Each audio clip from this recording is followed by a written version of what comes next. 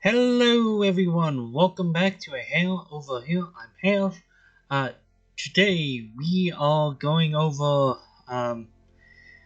the Boros Energy deck that's been fairly popular, going around in both modern here on Arena with the timeless format. I've been actually somewhat enjoying it quite a bit and whatnot. I like was playing with a list that I found and I altered it. Though the side deck is most of what is somewhat original. Some of the original things was like no lightning bolts. Like okay, I was like eventually put that in and like oh one fable. Well, it's like maybe bump this up. It's like I've been enjoying the two. Um, the some lists I've been seeing there's like four flage is like yeah no I'm actually enjoying the three flage in the main deck. I don't always see it, but that's the good part thing about the entire deck. I don't think you need all three. Yeah, it's need with this. I think you can get away with two of them at most. Most of the side deck I do together as something. Um, I am side decking the fourth flage, though I might take it out. Um, Most of this is things like helping hand to get back basically everything from my grave. All my creatures back from the graveyard if I really need it. Disenchant for the artifact enchantments, with Rip Together doing a similar thing. Though I might take out the disenchants. Two deflecting palms to help start redirecting damage. Three lightning helixes. It has its purposes at times, and two god spans. Again, I might actually take that out, but yeah, that has been most of the deck in total. I've been enjoying the just getting in some games with it and whatnot with this variation of it. So yeah, um, listed up there should be probably a video about the recent Kianis and Tyro EDH deck that I had going on. But yeah, other than that, let's get into some games. Give a like to the video, subscribe. Have you been playing a lot of Boros Energy as of lately? And have you been trying some of the alchemical variations of it? Let me know. So, this is currently a best of one. Okay, so the double monkeys makes it a little bit difficult at the moment. I'm somewhat liking it, but I'm gonna take the mulligan. Okay, I think I can make this work. I'm gonna throw back the flage. I'm just not sure if it's gonna make that too much of a difference for me. Next turn is probably gonna be the mountain with the next guide. So, the arid mesa go into the guide of the saws. Not crack the mesa yet, because I do play two of the parlors, the surveil lands. Um, I am 50-50 on those on the surveil lands in this deck.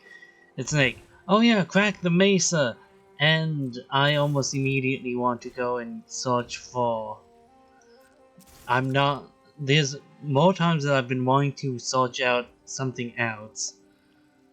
Not exactly the. I'll directly crack it. I guess they have a response. Oh yeah, zero. They can put in zero mana into that. I've been commonly wanting to get the Sacred Foundry more than the Elegant Parlor. This is probably one of the few times that I can get it without much issue. oh, in my mind, not much issue. Let's keep that on top. But yeah, there's been more times than not that's like, yeah, I don't want to get the portal. I just want to immediately crack the one of the fetch lands for the Sacred Foundry. So unstable amulet.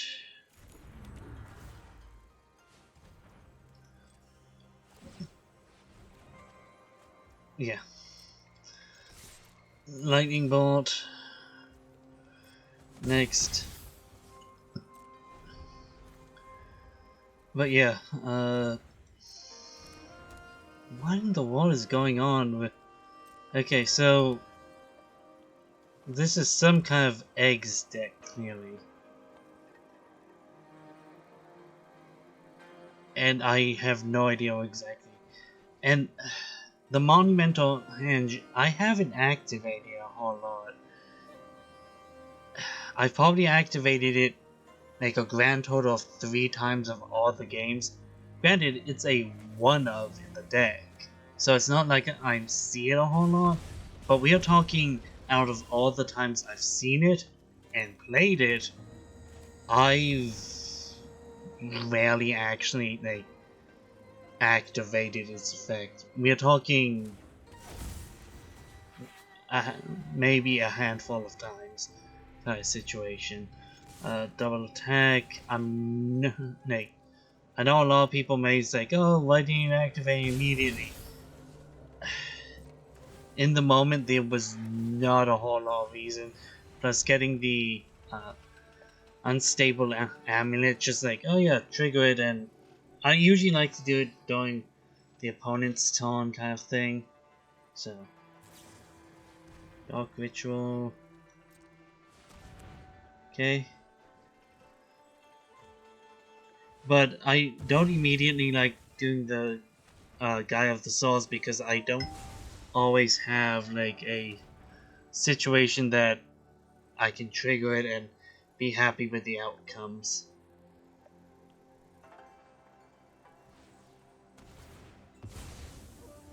What in the world is this person doing? That's what I would like to know. Resolve.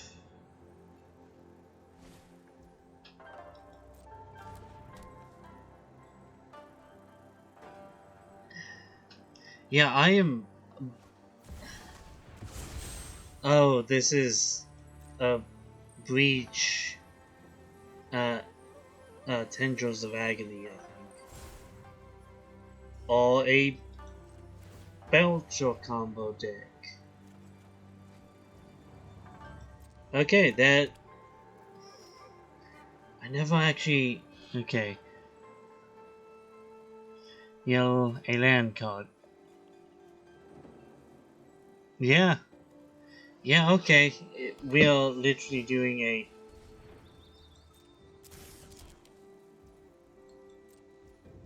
Okay. Activate.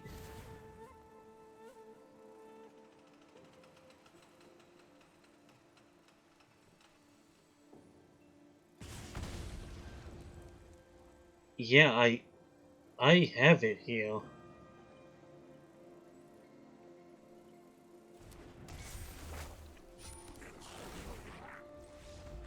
Yeah, like... Oh yeah, it's like, they were at 5, so there wasn't a guarantee that I had the game there. So... Yeah, let's get in... Yeah, let's get in another game. Sometimes I hit the wrong button. Let's get in another one of best of one. See how that goes.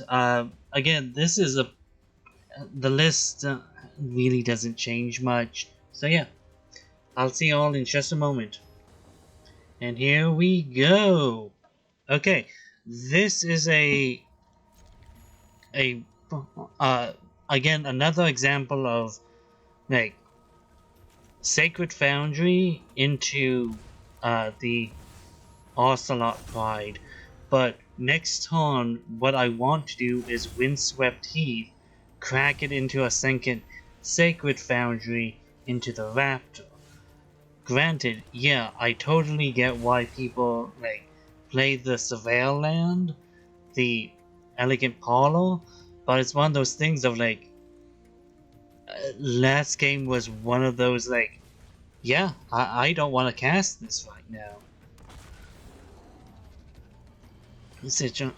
Grab it kind of situations. It's not really providing me with any. Where shall we hunt today? I don't know if they were giving up or not. Oh, they're playing like a giant Eldrazi deck, and I can probably outrace them kind of situation. That's what I'm thinking is happening here.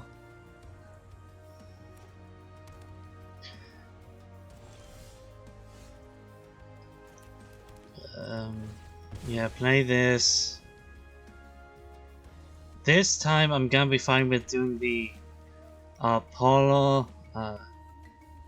Keep that on top, cast that.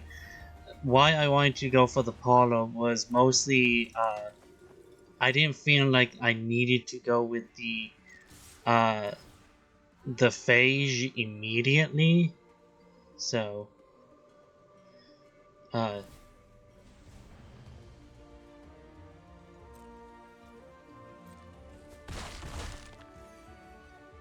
yeah, I didn't feel like I had to go with the Phage immediately and try rush something out, but it did get me into a position that I could start setting up a Guide of Oz partial loop of just like, okay, I'm starting to gain the energy that fuels a lot of the rest of the deck, like interesting interactions.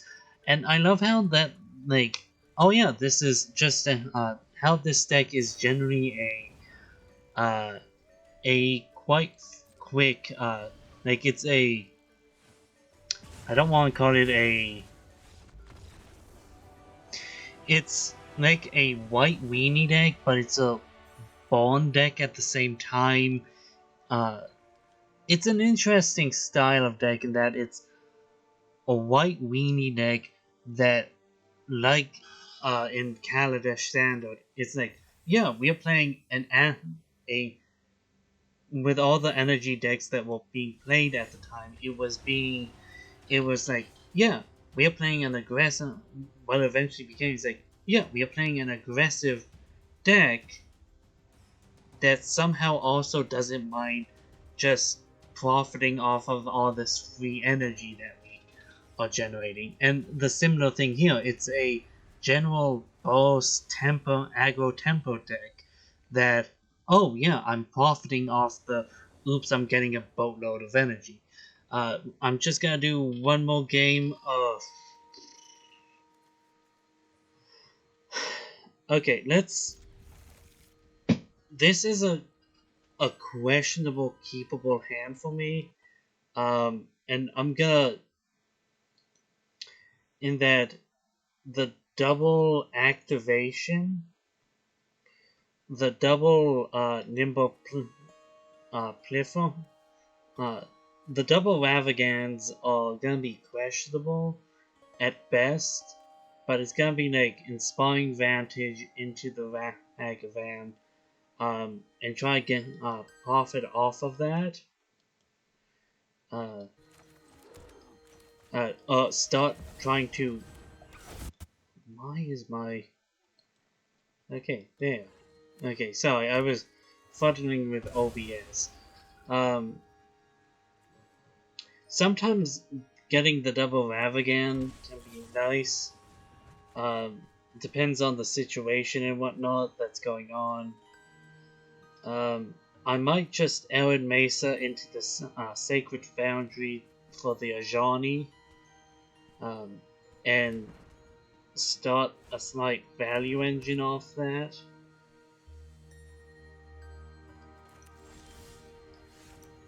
Yeah, Flooded Strand, crack it immediately. Gonna crack the Mishra. Okay, you're looking at the top card of my. Okay, they only really saw the Mavagan and the. I don't exactly know what they saw, but it's like. It's quite clear that it's like. Fight Oh, I'm beside me, on brother. some kind of Boros shenanigans.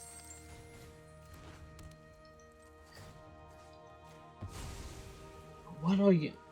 That really does not help in any meaningful way. Okay, so another land. And the cracking of the Mishra's bauble seems a tad bit odd in the moment kind of situation, but let's see how that pans out.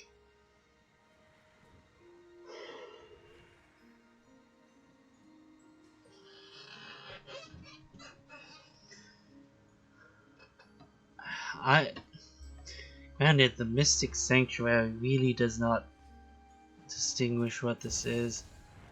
Oh, it's a Goif deck.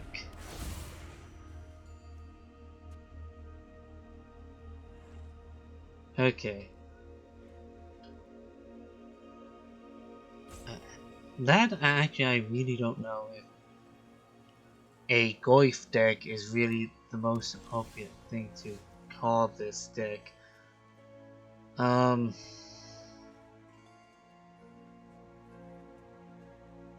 Yeah, do the Boros event. I'm gonna fine with dumping you. On the Goif, followed with Galvanic, paying 1 energy, killing it. Getting the attack, double up on the treasures, Orcish Bowmaster. Yeah, I'm gonna be fine with getting that out. Mostly because I really have no idea what the freak is going on with this, but just stealing the Orcish makes a fair amount of sense in this situation. So yeah.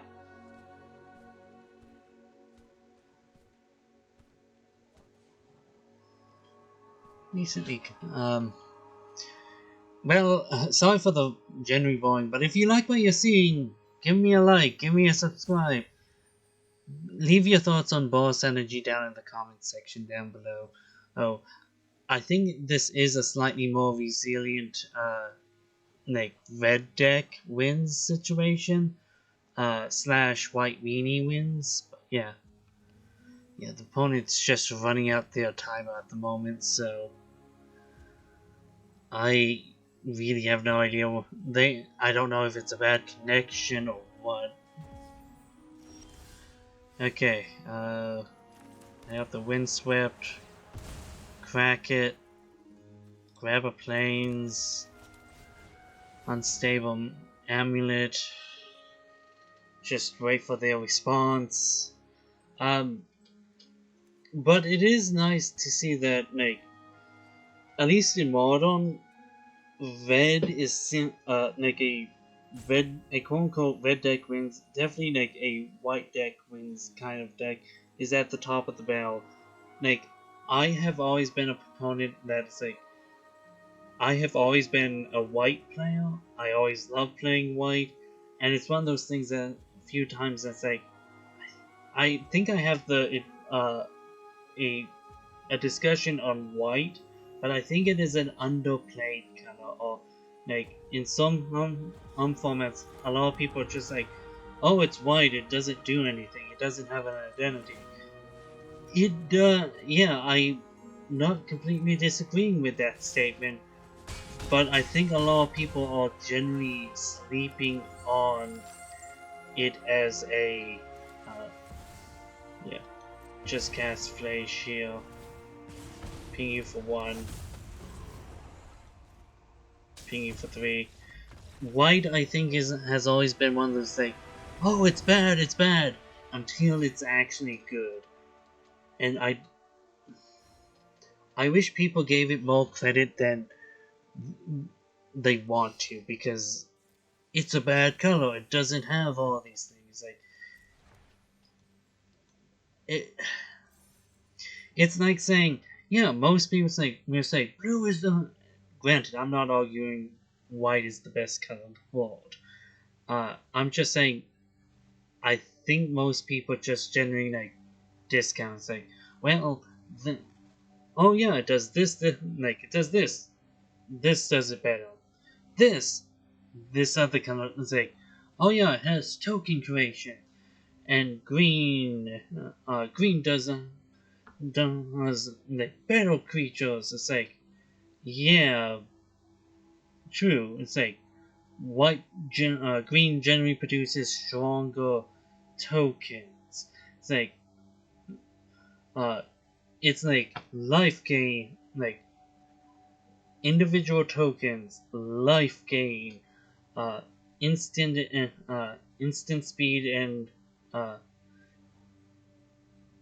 artifact and enchantment hate.